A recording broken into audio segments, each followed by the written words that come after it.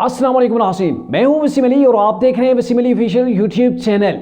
नाज़रीन, आज के दिन के अंदर बड़ी अहम किस्म की डेवलपमेंट्स हुई हैं और अगर बात की जाए तो स्पेशली अदलिया की जानिब से बड़े अहम किस्म के डिसीजन आज के दिन के अंदर हमारे सामने आए हैं। बुशरा बेगम के हवाले से अगर आपको खबर दी जाए तो बुशरा बेगम ने एक बारीक गेम डाली थी जो कि एक्सपोज हो गई है और ये गेम सिर्फ और सिर्फ पॉपुलैरिटी के लिए थी, अपनी मशहूरी के लिए थी, सोशल मीडिया के ऊपर वाह वाह के लिए थी। और इसके अलावा बुशरा बेगम के फोटोज़ और वीडियोज़, नाज़ेबा किस्म की वीडियोस की मैं बात कर रहा हूँ, उनके चर्चे हैं, उनके हवाले से तरीके इंसाफ क्या कहती है, इसके ऊपर भी हम बात करेंगे। और जो सबसे अहम खबर है वो ये है कि जो फैज़ाबाद धरना केस था उसके अंदर जिस शख्स को मुलजिम तस्वर किया जा रहा था उसको अदलिया ने क्लीन चिट दे दी है। यानी कि जो जनरल रिटायर्ड फैज़ हमीद हैं उनको जो JIT बनी थी वो JIT ने क्लीन चिट दे दी है। और जो मलबा था सारे का सारा वो उस वक्त की पंजाब गवर्नमेंट जिस शख्स के पास यानी कि CM शहबाज शरीफ थे उनके सर के ऊपर सारे का सारा मलबा डाल दिया गया है। और अब अहम सवाल ये है कि शहबाज शरीफ के ऊपर फैज़ाबाद धरना के हवाले से क्या मलबा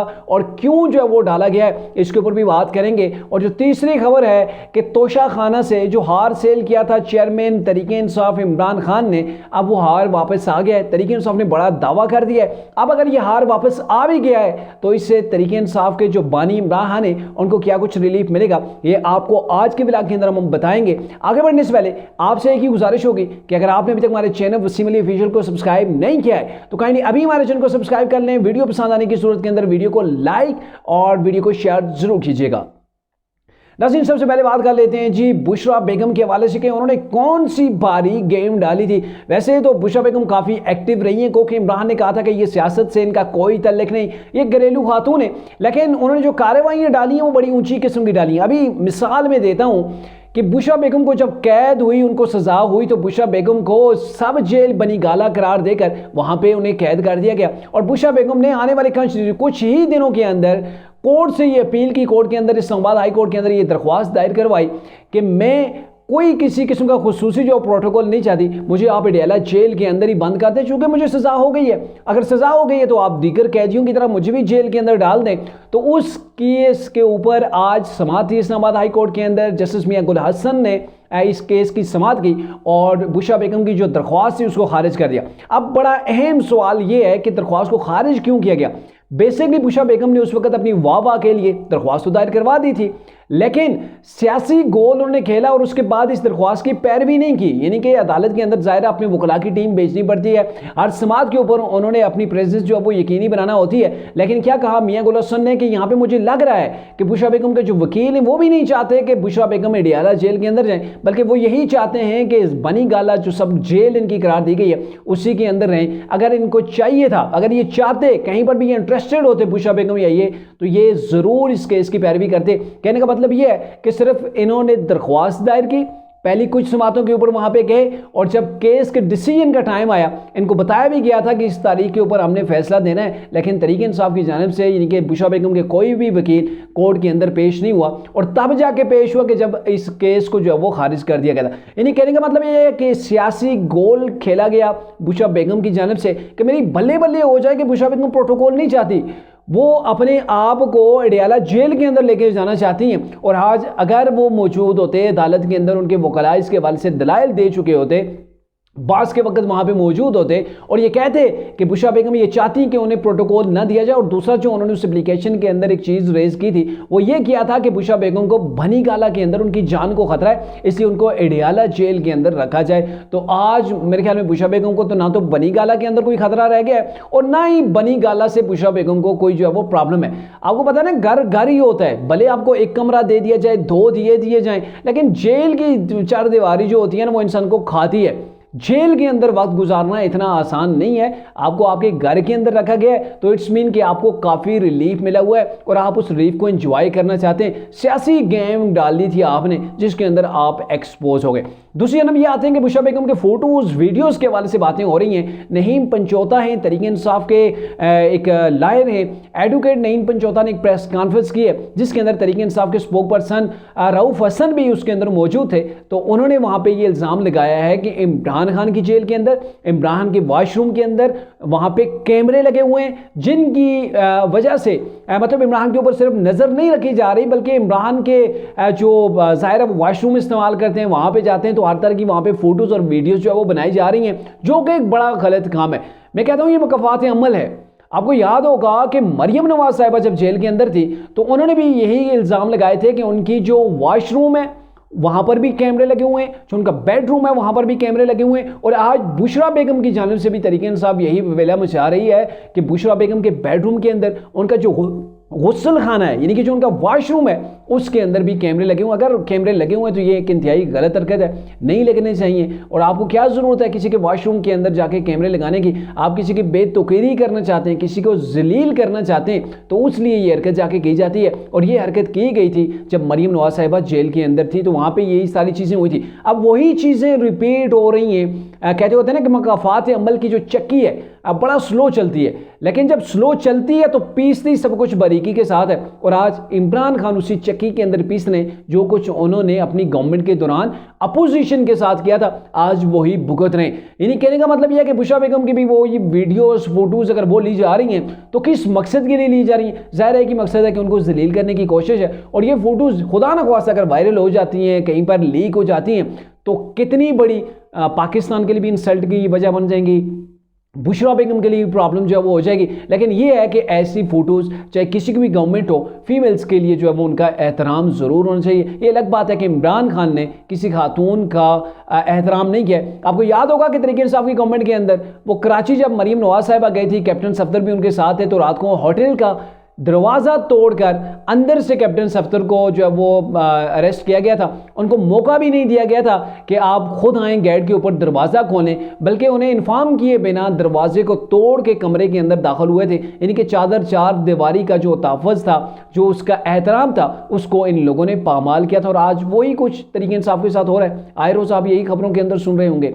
और अब आते हैं जो अहम चीज़ है कि फैसलाबाद धरना केस था, जिसके अंदर पहले, बहुत ही पहले, जब काजी फाइज साहब चीफ जस्टिस नहीं थे, तभी उन्होंने, सुप्रीम कोर्ट के जब ये जज थे, तभी उन्होंने इसके बारे से ये कहा था कि एजेंसीज का क्या काम है कि वो जो सियासी जमातें हैं उनके दरमियान मुसालिहत करवाएं, वो ऐसे धरनों को ख़त्म करवाने के लिए वहाँ पे मुआहदे करवाएं, मुआहदे के अंदर उनके दस्तखत हों। तो इसके अंदर उस वक्त के मीडिया के बारे से भी ये कहा जा रहा था कि मीडिया को भी जो है वो ये पाबंद किया गया था कि आपने जो ये उनका धरना था टीएलपी का, उस धरने को दिखाया जाए। यानी कि उस धरने को दिखाने के लिए ये कहा गया था, उस वक्त के जो पिमरा के हेड थे, यानी कि अबसार आलम की जानब से ये इल्ज़ामात लगाए गए थे कि उन्होंने हमें जो है वो कहा गया था, मुख्तलिफ चैनल्स थे जिनकी ये शिकायत थी, उनको कहा गया था कि आपने टीएलपी के धरने को बढ़ा चढ़ा के दिखाना है। लेकिन आज उस केस का जो फैसला है वो बिल्कुल मुख्तलिफ है।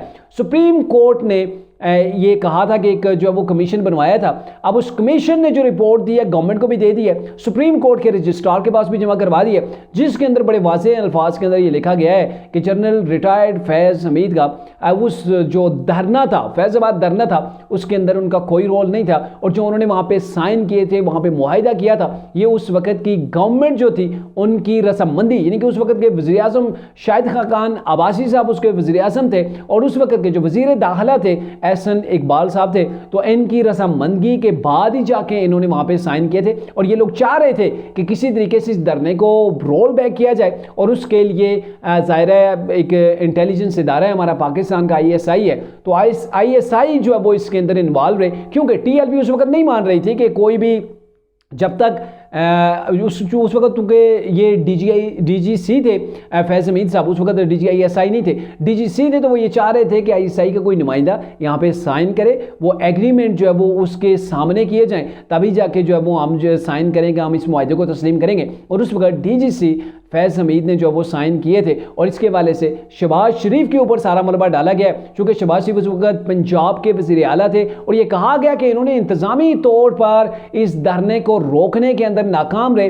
पुलिस का उस वक्त कोऑर्डिनेशन बड़ा वीक था। उस वक्त भी देखने को आ रहा था कि लाहौर से ये लोग निकले, लग रहा था कि इस्लामाबाद को आके ये बंद कर देंगे, लेकिन उस वक्त इनको रास्ते के अंदर कहीं पर मुज़ाहमत का सामना नहीं करना पड़ा, कहीं पर भी नहीं रोका था शहबाज गवर्नमेंट ने। और जो पुलिस के अंदर कोऑर्डिनेशन होता है कि लाहौर की पुलिस है, इस्लामाबाद की पुलिस है, आपस में कोई कोऑर्डिनेशन होता, कहीं पर इस धरने को रोकने की कोशिशें की जाती। उस वक्त शहबाज गवर्नमेंट ने मेरे ख्याल में 10 जो नुकात इनके सामने रखे गए थे, 9 शहबाज गवर्नमेंट ने मान लिए थे, सिर्फ एक ही जो है वो पॉइंट बाकी रह गया था और उसी पॉइंट की वजह से इतना धरना जो है वो इतना टाइम तक रहा, इतनी अमवात भी हुई थी और जो वो पाकिस्तान का एक अच्छा खासा जो है वो नुकसान हुआ था। उस वक्त तोड़ फोड़ हुई थी, आग लगाई गई थी, यानी कि काफ़ी तशवीशनाक किस्म की सूरत हाल इस्लामाबाद के अंदर हो गई थी। पुलिस को भी लॉन्च किया गया था कि आप इस धरने को ख़त्म करें, लेकिन पुलिस भी इसके अंदर नाकाम रही। तो बहरकैफ मैं ये कहूँ कि जो उस वक्त के डीजीसी यानी कि जनरल रिटायर्ड फैज़ हमीद थे, उनके हवाले से कि उन्होंने ये साजिश की है या फिर उन्होंने धरना ये करवाया था, इससे कोई सबूत ना तो शाहिद खाकान अब्बासी ने प्रोवाइड किए और ना ही जो है वो प्रोफेसर एहसन इकबाल जो कि उस वक्त के वज़ीर दाखिला थे, उन्होंने भी किसी किस्म के कोई शहादत, कोई सबूत नहीं दिया कि हमारे पास कोई सबूत ही नहीं है कि हम सबूत दें कि इस धरने के पीछे फैज़ हमीद थे। यानी कि सियासी तौर पर यही बयानिया हमको सुनने को मिला कि फैज़ हमीद की वजह से ये धरना हुआ था और उन्हीं ने इसको आखिर में जो है वो इस धरने को ख़त्म करवाया था। उससे कमीशन की रिपोर्ट अब आ गई है, अब मैं भी इसके ऊपर आगे सुप्रीम कोर्ट प्रोसीड करेगी, वो इसके बारे से चीज़ को लेके आगे बढ़ेगी। अब आते हैं जी जो तोशाखाना केस है, तोशाखाना केस के हवाले से तहरीक इंसाफ ने एक नया यू टर्न ले लिया है। ये एक स्पोक पर्सन है बुशरा बेगम की, तो उन्होंने एक दावा किया है कि जो उन्होंने एक अपना वीडियो पैगाम दिया है कि जो तोशाखाना से हार उठा के ले आए थे इमरान साहब, तो उन्होंने ये कहा कि तोशाखाना से मिलिट्री जो सेक्रेटरी है वो बनीगाला के अंदर लेके आया था। ये तोशाखाना का गिफ्ट हार सेट जो थी, इसको इमरान खान ने तोशाखाना के अंदर खाया था और उसके बाद उसकी वैल्यू लगवाई गई थी, तो 1 करोड़ के लगभग उसकी वैल्यू थी जो हमने पे की और उसके बाद जाके हार इमरान ने अपने पास रखा था। यानी कि अभी जो इल्ज़ामात हमारे ऊपर लगाए गए, जिसकी बेस के ऊपर केस बनाया गया कि 300 करोड़ का ये हार था, इमरान खान ने जिसको कौड़ियों के मूल्य यानी कि 1 करोड़ के अंदर ले लिया है, तो ये सरासर झूठ है। हार हमारे पास मौजूद है। अब नाज़रीन यहाँ पे बड़ा सवाल ये बनता है कि अगर आपके पास हार मौजूद है तो आपने किस संदूक के अंदर अभी तक बंद करके रखा था कि आपने उसको निकालना मुनासिब नहीं समझा। दूसरी जानब इमरान खान को सजा हो गई, उनको जेल हो गई, अच्छी खासी सजा उनको हो गई तोशाखाना केस के अंदर, वो जेल के अंदर बंद है, लेकिन आपने उस वक्त मुनासिब नहीं समझा कि ना ही इमरान ने जुबान खोली कि हाँ भाई हमारे पास हार तो मौजूद है, आप उसकी वैल्यू लगवा लें, आप एहतसाब अदालत के पास रख दें कि हाँ भाई ये आप ले जाएं, पाकिस्तान के किसी कोने के अंदर भी जाके इसकी वैल्यू लगवा लें। अगर 1 करोड़ से ऊपर कोई देता है तो हमें बताएं, फिर हमें हमारे ऊपर आपने केस जो किया ठीक है, लेकिन अगर इसकी वैल्यू ही 100 करोड़ है जो कि अगर इमरान ने सही लगवाई थी, तो फिर मुझे जो है वो रिहा किया जाए, किस बेस के ऊपर आप सजा दे रहे हैं। तो बेसिकली ये एक स्टंट हो सकता है। अगर स्टंट नहीं था तो आपने उसको बंद करके अभी तक रखा हुआ था कि आप तमाशा देख रहे थे। कहते होते ना किसी एक शख्स को 2-3 चपेड़ें लगी तो पूछने वाले ने एक पूछा कि आपने आगे से अपना रद्द अमल क्यों नहीं दिया, तो उसने आगे से जो जवाब दिया बड़ा मुज़ाहिका खेज था कि मुझे डर था कि लड़ाई हो जाएगी। यानी कि आपको 2-4 चमाटे लग गए, आपको अभी भी डर था कि लड़ाई हो जाएगी, आपने आगे से हाथ नहीं उठाया। वही चीज़ इमरान के साथ हो रही है। ये कहते हैं कि हार हमारे पास मौजूद है, अगर हार मौजूद होता तो आपने कप्तान को सजा क्यों करवाई? और फिर इमरान को जब पता था कि मेरा हार वो मौजूद है तो आप हार ही वो वापस कर देते, ये ले जी ये आपका हार है वापस रख लें। अगर आपको 100 करोड़ से ज़्यादा कोई इसकी देता है या फिर आप तोशाखाना के अंदर रखना चाहते हैं तो रख लें, ये आपकी चीज़ है।